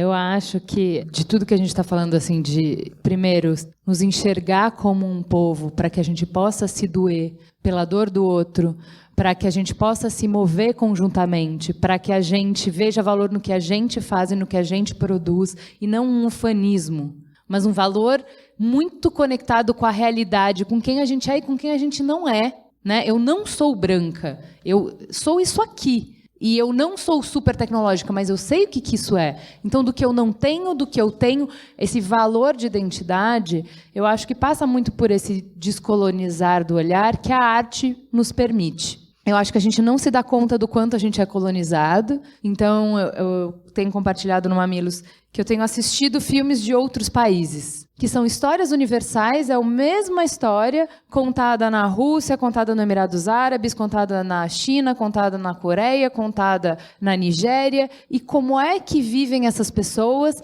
E aí eu vejo que, putz, não é que eu estava muito acostumada a um formato só de contar a história? Putz, não é que a minha estética estava super quadrada, empobrecida, eu não achava bonito. Gente, eu não gostava de ver filme brasileiro, porque por que as coisas têm que ser tudo feia? Porque é seu e você não percebe que isso é seu. Só tem um jeito de bonito, porque seu olhar só se acostumou com um bonito. Na hora que eu comecei a ver Bacurau, já depois dessa rodada, eu olho e falo, nossa, que legal, a gente tá ali, né? A gente está ali no chinelo, a gente está ali na camiseta de time de basquete americano, porque também isso é a gente está ali na comida, no bolo, a gente está ali no enterro, Nossa, que legal que eu estou vendo um filme que é a gente, é tão próprio, é tão nosso isso. Se um gringo vier e olhar e falar, é isso aqui é o Brasil mesmo, isso aqui é. Só que quanto que você precisa de fazer de trabalho para que você possa não ter vergonha, para que você possa ver valor, para que você possa se identificar, e para que se identificando a gente não seja o babaca dos sudestinos que acha que a gente pertence a um lugar que jamais será nosso. E para que a gente tenha potência no que nos é possível, no que nos cabe, quem a gente é. Fazendo essa reflexão, vou trazer de novo o Damiano, a cena que ele está nu, que é, para mim, uma das cenas mais bonitas do filme, e a gente enxerga o nu, ele vai ser atacado, então ele está totalmente vulnerável. E, na verdade, o fato dele estar nu é totalmente a fortaleza dele. Isso faz parte da nossa cultura, isso faz parte da nossa arte. O lidar com a planta, o lidar com a natureza. Ele só sobreviveu porque ele estava tão integrado naquele meio ambiente que ele foi informado que ele seria atacado. Perfeito. E ele pôde reagir. Então, esse é o nosso lugar, faz parte da nossa arte, a lida na terra, a lida com a planta. A nossa tecnologia do viver é a tecnologia que está queimando hoje, é a que está lá na Amazônia. A gente é feito dessa terra, é esse barro que é nosso. Então, essa integração dele com o meio ambiente, onde ele fica... É muito interessante que é um nu masculino frontal, né? E eu não sei vocês, mas eu não me choquei com aquilo.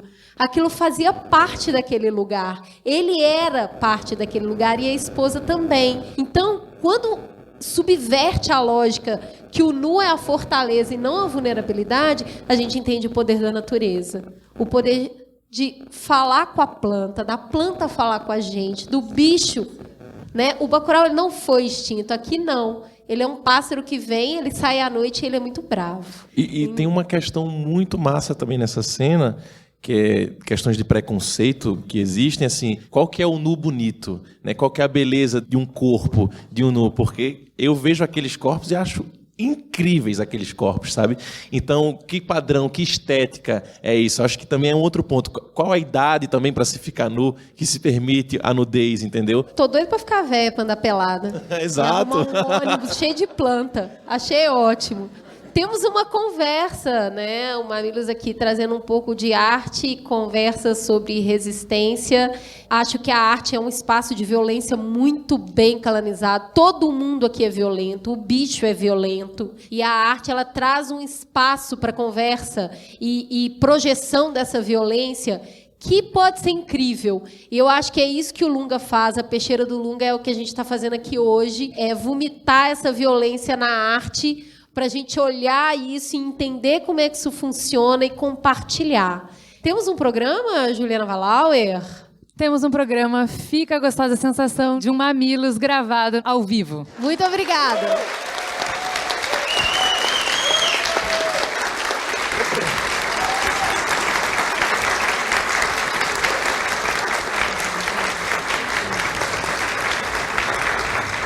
O Mamilos existe porque vocês acreditam neles, porque vocês assinam, contribuem com um pouco do que vocês têm para a gente poder fazer isso aqui. O Mamilos existe porque vocês conversam com as outras pessoas sobre ele. O Mamilos é o que a gente pode entregar para canalizar a nossa violência para psicotrópicos de expansão da consciência. São as nossas pílulas de psicotrópicos semanais. Obrigada. Obrigada, gente, por nos apoiarem nessa caminhada. A gente é livre para fazer o que a gente quer e para escolher quais são os nossos temas e sobre o que a gente quer falar. E para fazer um programa só sobre Bacurau, porque vocês nos suportam para isso, porque vocês nos dão liberdade. Muito obrigada a todos os patronos.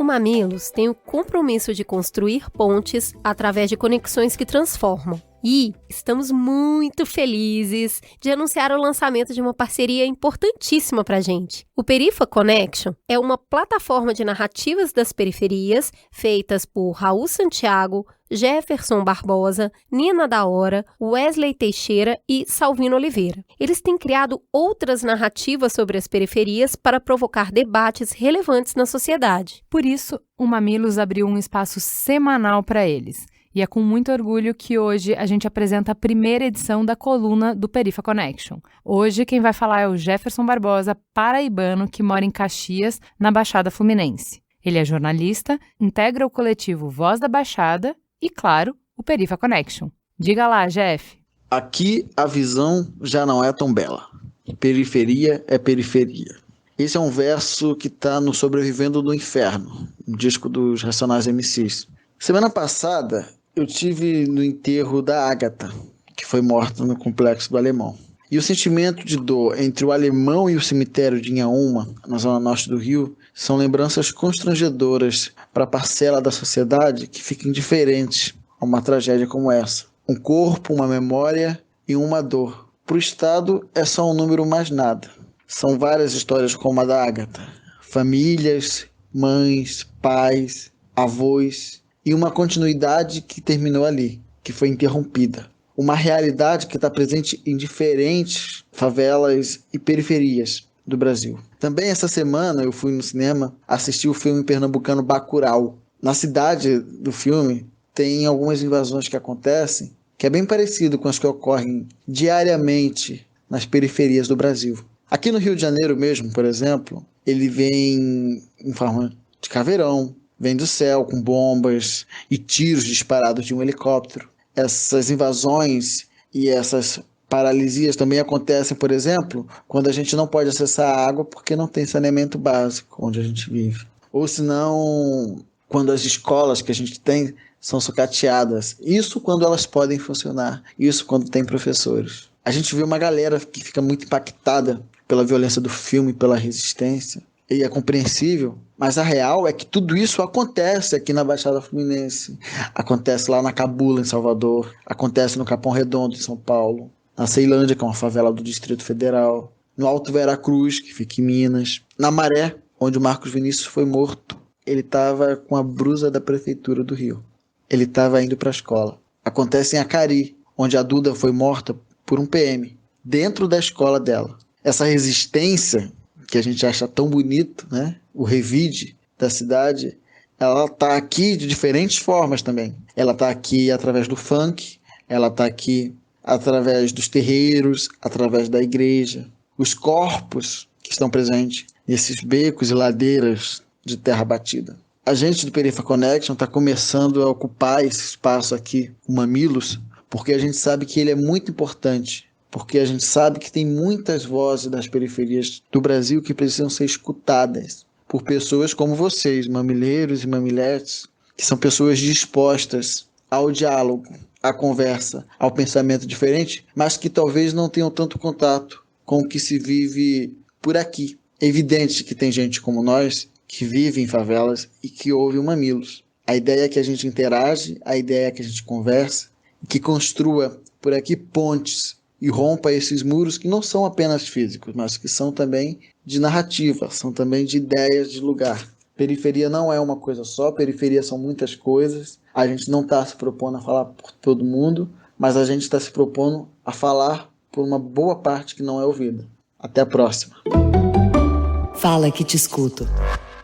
Mamileiros e mamiletes, agora a gente vai bater um papo só com quem tem cachorro. Dá um pause quem tem gato. Cachorreiros do mundo, univos. Você tem cachorro, Cris? Eu tenho um micro, nano, pequeno, muito pequenininho, maltês chamado Snoopy, que todo mundo acha que é um gato. Eu não tenho cachorro, mas meus filhos, especialmente a Nina, me enche a vida por causa do Snoopy. Ai, mas cachorro é bom demais, amiga. Eu sempre tive. Eu não sei viver sem cachorro, não. Já tive muito também, já tive pastor alemão, já tive fila, já tive vira-lata, já tive Lhasa. Eu não tenho nem moral pra falar com as crianças por que não ter cachorro, porque eu adoro cachorro. Mas é difícil cuidar, né, meu povo? Ó, esse é o papo de hoje, né? Sobre cuidar aí do cachorrito, do catioro, do seu melhor amigo. Quem tem cachorro se preocupa com o quê? Com pulga. Porque pulga é um inferno, pelo amor de Deus. E se o cachorro começa a se coçar, ele não para nunca mais, ele fica sem dormir direito, é uma sofrência. E quando a pulga vai pro taco do apartamento, hein, amiga? Socorro! Por isso que eu achei legal o Seresta, uma coleira que protege o bichinho antes da primeira picada. São 8 meses de proteção. 8 meses de cachorro te acordando cedo pra passear. 8 meses da melhor recepção do mundo quando você chega em casa. 8 meses de tranquilidade. É muita proteção. É proteção pra mais de metro. É muito tempo. Para saber mais sobre essa campanha, acesse o Facebook da Bayer ou o Instagram, @BayerPet. Então vamos lá, beijo para. A gente tem um beijo especial para a Tássia do Belas Artes, para o pessoal da Vitrine Filmes, que fez tudo ser possível, mas principalmente para todos os assinantes do Mamilos no Catarse. Vocês que tiram nossos sonhos no papel, vocês que nos apoiam em tudo que a gente faz e que nos possibilitaram realizar um evento como esse. Aproveite, se você não é doador, e conheça o nosso Catarse. Tem newsletter exclusiva e oportunidades incríveis como essa. Entra lá, catarse.me/mamilos. Não foi só assistir a sessão junto e viver junto a experiência de conversar. Teve fila, delícia, pra beijo, abraço e foto. Vai beijo para Jefferson, Isabela, Renata, Lucas, Luísa, William, Vanessa, Verônica, Henrique, Marina, Lígia, Luiz, Gabriel, Fernando, Douglas, Daniel, Camila, Mariana, Lucas, Juliana, Carolina, Michele, Rosana, Leila, Monique, Leandro, Paloma, Rafael, Rafaela, Pedro, Bruno, Lara, Raniele, Tati e Rodrigo. E, gente, antes da gente ler os e-mails, eu preciso falar do nosso xodó, o nosso querido. Vocês já escutaram o Ponto de Virada?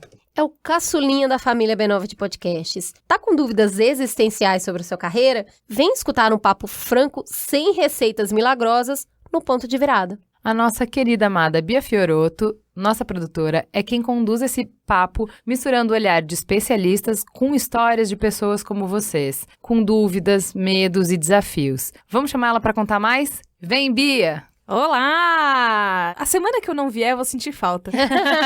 Hoje eu vim falar que agora que eu tô no meio da temporada, a gente tá quase terminando a temporada, a coisa que eu mais tô amando é descobrir coisas que não são da minha alçada profissional. Eu fiz umas escolhas profissionais porque me trouxeram até aqui, e aí eu reneguei outras que foram tipo trainee, não sabia esse mundo, não conhecia. Um outro episódio que a gente fez também, intercâmbio.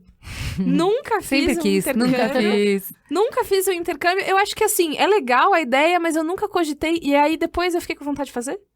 Sabe? E aí, é isso. Eu acho que tem que ouvir o ponto de virada pra ou sanar uma dúvida, ou conhecer novos passos que talvez você queira dar no futuro, ou pra relembrar o passado e falar, putz, era difícil, né? Já passei por boas, hein? Beijo, TCC. O ponto de virada serve pra sanar dúvidas e criar outras. Como tudo que é bom, né? É curtinho, 30 minutos, cabe na sua rotina. Puxa o banquinho e vem participar dessa conversa que acontece todas as segundas-feiras com um novo episódio no ar. Acesse lá, b9.com.br/ponto de virada. O ponto de virada é um oferecimento Coca-Cola Café, que é o gás extra do seu dia. Vamos pro Fala Que Eu Discuto, então. Você nos segue no Twitter, no @mamilospod. Teve algumas pessoas que descobriram que tarefas simples ficam um pouco complicadas quando você está chorando muito. Tipo o André Gervásio, que disse, difícil dirigir a caminho do trabalho ouvindo esse podcast. Tive que pausar bem antes de chegar e andar com velocidade reduzida durante o episódio para não causar acidente. Deu uma vontade bem forte de apertar minha irmã. Adriana Souza disse, é oficial, não dei conta da academia mais choradeira no Mamilo sobre irmãos. Só deu pra fazer 1/3 da série e eu já vim embora, chorando. O Edipo Barreto disse, dica, não ouçam um episódio sobre irmãos do Mamilos no trabalho. Motivo, choro espontâneo. O Dionísio Silveira escreveu, descobri que não dá pra ouvir Mamilos andando de bicicleta. Não dá pra ver a rua com lágrima nos olhos. Há 8 anos mudei de São Paulo pra Santa Catarina. Minha irmã teve câncer de mama. Passou isso sozinha, sem o irmão mais velho. E essa foi uma das coisas mais difíceis. Mas ela tá bem e curada. Gente, eu fiz uma sequência de tweets só falando, vai lá, mamileiro, confia no seu potencial, escuta sim, todo mundo que me mandava, chorei muito no mercado, chorei muito no trabalho, chorei muito... Falava, vai lá, vai sim, confia no seu potencial, o que pode dar errado? Vai ouvir no trabalho, o que pode dar errado? Não é mesmo? Teve gente que nem se dá tão bem assim com os irmãos também ouvindo. A Sou de Exatas disse, minha relação com a minha irmã sempre foi delicada, ela sempre me enxergou como uma rival, mesmo eu sendo extremamente cuidadora. Mas a vida me deu muitos irmãos de alma, amigos com quem eu posso compartilhar do jeito que eu gostaria de fazer com ela. E eu sou grata por todos eles e por ela também. Anfibiologia disse, como alguém que não se dá nem mal nem bem, não tem uma história bonita nem ruim, não compete, mas também não colabora, não tem nenhuma afinidade com o irmão, enfim, me senti meio isolado nesse episódio. Discordo do convidado de que fraternidade é sempre intensa. Teve mamileiro empreendedor, galera.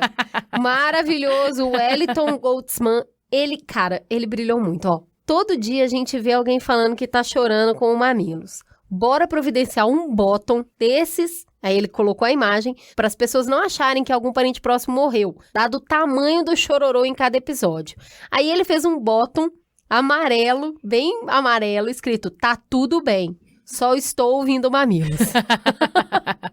Amamos a ideia, bora produzir. No Instagram você pode nos seguir no @mamilospod para ver o rostinho de quem participa e ver o Farócias da semana. Vamos começar com um comentário do Luiz que contou no programa a história da irmã que faleceu subitamente. Eu preciso me recompor depois de ouvir isso. Mandei um áudio pela Deia e queria muito que vocês ouvissem. Alguém me mandou uma mensagem um dia dizendo, oi, quer contar sua história? E agora percebi que foi mega diferente. A mensagem foi assim, de fato. Oi, quer ganhar um presente? Meninas, vocês não apenas deram uma oportunidade pra mim, mas deram a oportunidade de amar e viver muito mais do que todo mundo. Quando o mundo for só histórias, sabe? Amo demais vocês por tudo que já fizeram. E acho que depois de chorar tanto aqui, não consigo nem mais ter palavras. O áudio que mandei também não deve fazer justiça ao que vocês proporcionaram. Um beijo. E ele mandou uma foto linda dos dois pra gente conhecer a Mari. Ficamos todo mundo emocionada. Obrigada. Que generosidade a sua compartilhar sua história com a gente. H. Vasquez disse, eu não tenho irmãos e chorei muito, vocês são foda. A Lilian Nunes Franco disse, minha primeira reação ao ver o Mamilos dessa semana. Ai, fudeu, vou querer ter outro filho. Eu vi várias pessoas falando isso também. Lilian, segura que você tá só no primeiro, ela ainda tá pititica, olha lá, menina. Você também pode nos escrever no e-mail mamilos@b9.com.br, assim como fez a Aline Silva. Sou muito fã do programa, mas vocês me pegaram de surpresa. Comecei a minha segunda-feira muito tranquila e dei o play no episódio assim que saí de casa a caminho do trabalho, achando que seria um tema seguro de lágrimas, já que sou filha única. Ai, gente. Olha ela toda solo. Confia no seu potencial, Aline, vai lá. Eu não imaginei que eu iria me identificar tanto com o programa, sabe? Corta a cena pra eu chorando no banheiro do escritório às 7h50 da manhã com o depoimento do irmão que perdeu a irmã de forma súbita. Aquilo me pegou tão fundo. Assim que ele começou a contar, eu corri pro banheiro porque senti que na hora não ia segurar as lágrimas. Que programa. Adorei que ela falou assim que ele começou a contar, porque a gente conta, mas é tão legal que a voz deles apareça, né? Muito lindo. A Jaqueline Bastos disse: eu só quero agradecer a lembrança da Diva Laura de que nem todos têm a sorte de ter uma relação legal com os irmãos. Eu tenho 3 irmãos, um mais velho que tem deficiência mental e física, uma mais nova que eu e um meio-irmão que é filho do meu pai com a segunda esposa. Minha irmã é um caso que eu não entendo. Passei 30 anos da vida tentando ser amiga dela. Faz um tempo que eu desisti de tentar. Era esforço demais. Meu irmão mais novo, esse que é meio-irmão, sequer tem o WhatsApp dele. Vez ou outra eu encontro no Dia dos Pais ou em algum evento. Então foi bom ouvir que nem sempre os irmãos são pessoas legais, que talvez eles não sejam boas pessoas ou compatíveis com você, porque me fez sentir abraçada, mesmo que triste por não ter uma afinidade com os meus irmãos. Obrigada por existirem. Mas sabe que até ficou faltando, o Caio falou, né, que ele tem uma relação muito ruim com o irmão dele, e assim, ele achou lindas as histórias, mas ficou faltando uma história tensa de irmão, Ficou, né? A gente tinha esse pedido, foi solicitado uma história de irmão, que é irmão trash mesmo. Ruth e Raquel. Exatamente. Fica pra próxima. Foram tantas histórias. Foi muito parto escolher essas histórias, viu? Foi difícil. A Ana Paula Queiroz contou a história de quando descobriu um irmão mais velho. O resuminho é: um belo dia recebi uma ligação no trabalho de um investigador da polícia de Minas Gerais. Ele fez algumas perguntas sobre o meu pai e ao final me disse que tinha um amigo que estava procurando pelo pai e o nome do pai dele, adivinhem, era o mesmo do meu. No começo eu fiquei em choque. Como assim? Um irmão mais velho e meu pai nunca me contou? Detalhe, meu pai tem uma vida vegetativa há 17 anos, então não seria ele a me confirmar toda a história. Abri meu coração e minha mente e aceitei conhecê-lo. Ele veio até a minha cidade e quando olhei para ele, era como se estivesse olhando para o meu pai. Eles são idênticos. Nenhum dia de convivência e até os jeitos e trejeitos eram iguais. Naquele momento, o sangue falou mais alto e eu não tinha dúvidas de que ele era o meu irmão. Não podemos escolher e não podemos mudar nosso passado. Infelizmente, fizeram as piores escolhas para nós enquanto irmãos, nos negando a convivência e a construção desses laços fraternos. Estou tentando aos poucos, e apesar da distância, fazer esse resgate. Ele nos visitou outras vezes e vive me cobrando uma visita também. Confesso que essas relações interpessoais não são lá o meu forte, mas vou tentando e seguindo na construção dessas pontes. Que bonito, né? Muito. Temos um programa? Temos um programa, e esse programa só existe com a produção de Beatriz Fiorotto. Apoia a pauta Jaque Costa e grande elenco. A edição é do Caio Corraine com a Maremoto. Capa do Johnny Brito. A publicação do AG Barros. Fotos e vídeos da Jéssica Modono com a Atrás da Moita Filmes. E a apresentação de Cris Bartz e Juliana Valauer. Fica a gostosa sensação de mais um Mamilos no Ar. Beijo, gente!